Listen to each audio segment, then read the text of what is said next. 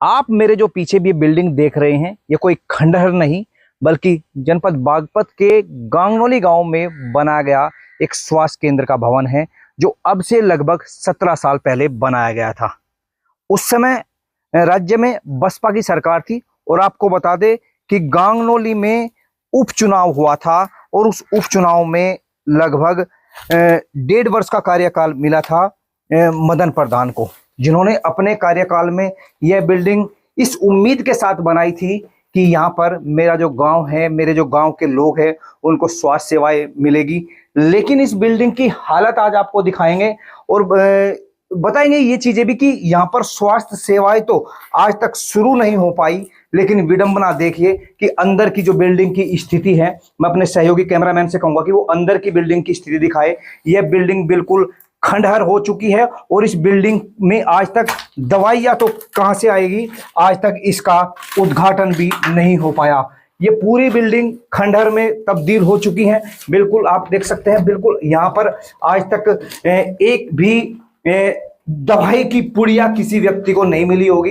ये विंडो भी कभी यहाँ पे लगाई गई होगी, लेकिन विंडो फिलहाल यहाँ पे मौके पर मौजूद नहीं है। ये सीमेंट के कुछ कट्टे रखे हुए हैं, शायद ये सीमेंट के कट्टे भी 17 सालों से यहीं पर रखे गए होंगे। बिल्डिंग पूरी बनी, बिल्डिंग पूरी बनकर तैयार हुई और एक एक चीजें यहाँ पर बनाई गई। ये शायद हो सकता है यहाँ पर या तो स्टोर रूम रहा हो, ये शौचालय यहाँ पे बनाया गया था और शौचालय में अंदर भी टेल तक लगाई गई थी। ऊपर की छत आप देखें बिल्कुल जर्जर हो चुकी है और किसी भी तरीके की यहाँ पर अब तक स्वास्थ्य सेवाएं आज तक किसी को मुहैया नहीं कराई गई। बिल्डिंग पूरी तरह से जर्जर हो चुकी है। ऊपर की छत देखिए आप, पूरी तरह से जर्जर हो चुकी है। तो ये तस्वीरें खुद बयां करती है कि यहाँ पर जो पैसा लगा था उस पैसे का कितना दुरुपयोग हुआ। ये तो जानकारी यहाँ के लोगों से बात करके ही जानकारी हो पाएगी कि यह बिल्डिंग आज तक चालू क्यों नहीं हो पाई, यह बिल्डिंग हैंडओवर हुई या नहीं हुई, यह भी एक बड़ा सवाल है। लेकिन यहाँ की स्थिति आज के टाइम पे इतनी है, इतनी बुरी स्थिति यहाँ की हो चुकी है कि आज तक आप देख सकते हैं तस्वीरों में साफ साफ, क्योंकि तस्वीरें कहते हैं ना कि खुद बोलती है। टेल्स भी यहाँ पे लगाई गई थी। अब ये चिड़ियाघर कहें या इसको कीड़ा घर कहें, क्योंकि इतनी बुरी स्थिति इस बिल्डिंग की अब हो चुकी है। चारों तरफ बाहर की भी अगर हम बात करें तो यहाँ पर बाहर भी पूरी में घास खड़ा हुआ है और पूरी स्थिति इसकी कूड़ा घर बन के रह गई है।